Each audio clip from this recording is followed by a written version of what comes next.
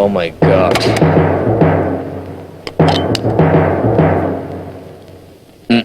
ಕುಡೀರಿ ಕುಡೀರಿ.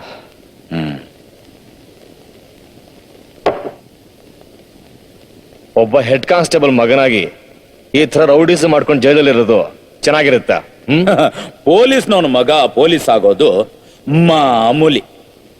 ಈಗ ಮಿನಿಸ್ಟರ್ ಮಗ ಮರ್ಡರ್ ಮಾಡ್ಲಿಲ್ವಾ, ಜಡ್ಜ್ ಮಗ ಜೈಲ್ಗೆ ಹೋಗ್ಲಿಲ್ವಾ, ಕಮಿಷನರ್ ಮಗ ಕಳ್ತನ ಮಾಡ್ಲಿಲ್ವಾ? ಯಾವ್ದು ನಡೆದಿಲ್ಲ, ಎಲ್ಲ ನಡೆದೋಗಿದೆ. ಅದು ಆ ಕಡೆ ಇರ್ಲಿ. ಅಟ್ ಪ್ರೆಸೆಂಟ್ ನನ್ನನ್ನು ಯಾಕೆ ಇಲ್ಲಿ ಕರ್ಕೊಂಡ್ ಬಂದ್ರಿ? ನಿಮ್ಮಂತ ರೌಡಿಗಳಿಂದ ನಮ್ ಡಿಪಾರ್ಟ್ಮೆಂಟ್ಗೆ ದಿನ ಬೆಳಗಾದ್ರೆ ತಲೆನೋವು ಅಷ್ಟೇ. ಅಯ್ಯೋ ಅಯ್ಯೋ, ಯಾಕೆ ಸರ್ ಸುಮ್ನೆ ನನ್ನನ್ನ ರೌಡಿ ರೌಡಿ ಅಂತ ಕರಿತಿದ್ದೀರಾ?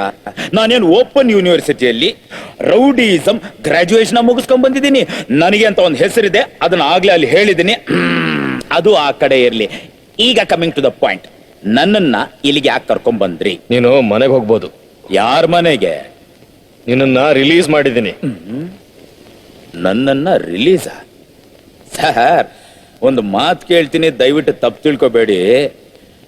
ನನಗೆ ಹೆದರ್ಕೊಂಡು ನೀವು ನನ್ನನ್ನ ರಿಲೀಸ್ ಮಾಡ್ತಿದ್ದೀರಾ, ಅಥವಾ ಬೆನ್ ಹಿಂದೆ ಚೂರಿ ಅಂತಾರಲ್ಲ ಆ ತರ ಪ್ಲಾನ್ ಏನಾದ್ರೂ ಇಟ್ಟಿದ್ದೀರಾ?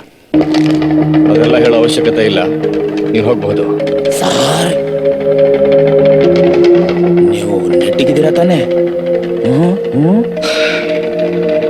ತಗೋ ರಿಲೀಸ್ ಆರ್ಡರ್.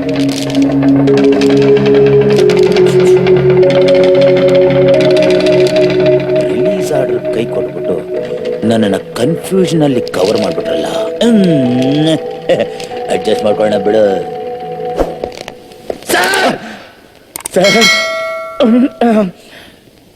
ಸೆಲ್ಲಲ್ಲಿ ನಿಮ್ಮ ಹತ್ರ ಬಹಳ ರಫ್ ಆಗಿ ಬಿಹೇವ್ ಮಾಡ್ಬಿಟ್ಟೆ. I very sorry sir.